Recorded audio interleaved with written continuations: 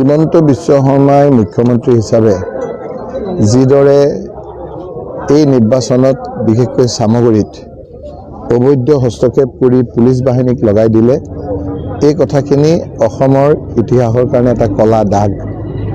প্ৰতিজন সচেতন নাগৰিকে তাক নিৰীক্ষণ কৰিছে আৰু হিমন্ত বিশ্ব শৰ্মাক এই ক্ষেত্ৰত সমালোচনা কৰিছে।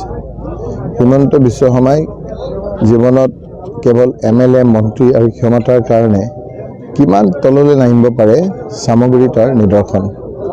আগতে আমি কৈছিলোঁ যে বিভিন্ন অনিয়ম হয় ইলেকশ্যনত UP বিহাৰত, এতিয়া এই ক্ষেত্ৰত অসমত সামগ্ৰীৰ নাম লিখা থাকিব আৰু সেই ক্ষেত্ৰত হিমন্ত বিশ্ব শৰ্মাৰ নাম লিখা থাকিব আৰু তেওঁ সেইটো হিচাপে নিজে ফেমাছ হ'বলৈ বিচাৰে। সৰুৰ পৰাই তেওঁ সেই ধৰণেৰে উঠিছে, সেই ধৰণেৰে কথা বতৰা কৈছে আৰু সেই ধৰণেৰে বিখ্যাত হ'লেও তেওঁ ভাল পায়, আমি বেয়া পাওঁ। গতিকে নিৰ্বাচনৰ প্ৰাক মুহূৰ্তত মই এটাই অনুৰোধ কৰিম যে আমি নিৰ্বাচনৰ বিধি অনুযায়ী আমাৰ ইলেকশ্যনৰ এজেণ্টে যিকেইটা ভোট চেণ্টাৰত ৰেগিং হৈছে তথ্য সহকাৰে আমি লিখিতভাৱে সময়মতে দিলোঁ।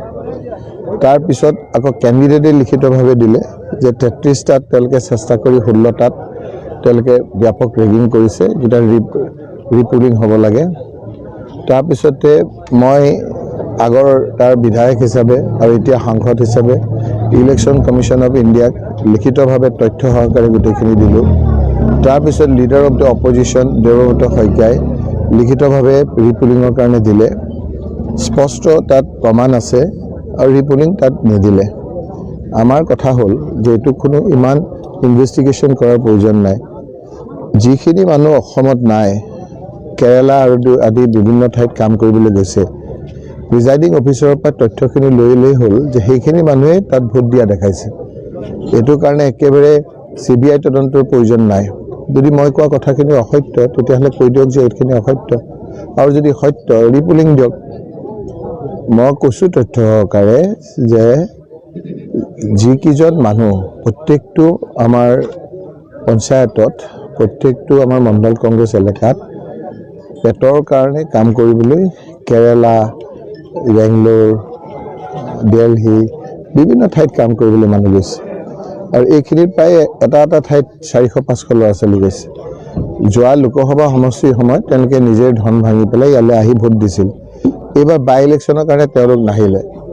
বিজেপিৰ লোকসকলে 2 নম্বৰী কৰিবৰ কাৰণে সেই লোকসকলৰ তালিকা লৈ প্ৰিজাইডিং অফিচাৰসকলে ভোটো আইডেণ্টিটি কিয় দিছিল, চাই পেলাইহে দিব দিছিল। কোনো ভোটো আইডেণ্টিটি নোচোৱাকৈ 3টা বজাৰ পিছত ধমাধম সেই মানুহখিনিৰ ভোটখিনি মাৰিলে।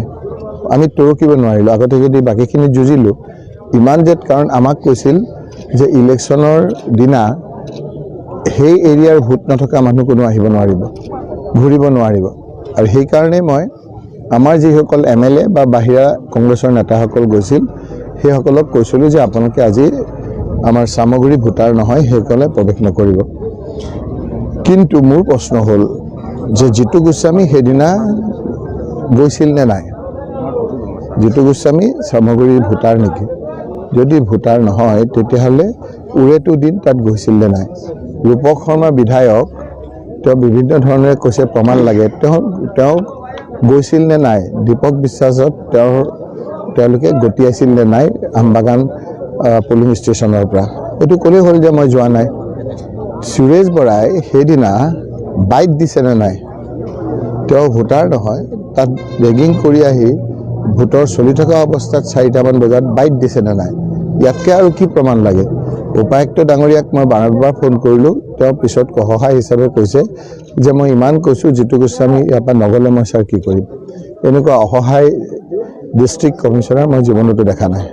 পুলিচটো পুলিচে আপোনাৰ OC কেইজনক দুদিন আগত ট্ৰেন্সফাৰ কৰিছে, এডিশ্যনেল SPক এদিনৰ ভিতৰতে আনিছে। আপোনালোকে এতিয়া সোধক, আচলতে ট্ৰেন্সফাৰ অৰ্ডাৰ এটা হ'লে 10 দিন 7 দিন পুলিচক সময় দিয়ে, এওঁলোকক বেডিং বান্ধিবলৈ সময় নিদিলে। যিখিনি 57 অফিচাৰক ট্ৰেন্সফাৰ কৰিছে, 1 দিনত লৈ আনিছে। চূড়ান্ত অনিয়ম। যিকোনো প্ৰকাৰে ভোটত জিকিব লাগে। গতিকে হিমন্ত বিশ্ব শৰ্মাই সামগ্ৰী কেন্দ্ৰিক যিখিনি বাই ইলেকশ্যনত কাম কৰিলে সেইখিনি অসমৰ ইতিহাসৰ বাবে কলা অধ্যায় এইটোৰ পৰা আমাৰ বহুত শিকিবলগীয়া আছে গতিকে 26ত সেই ধৰণেৰে আমি প্ৰস্তুত হৈ হিমন্ত বিশ্ব শৰ্মাক পৰাভূত কৰিব লাগিব।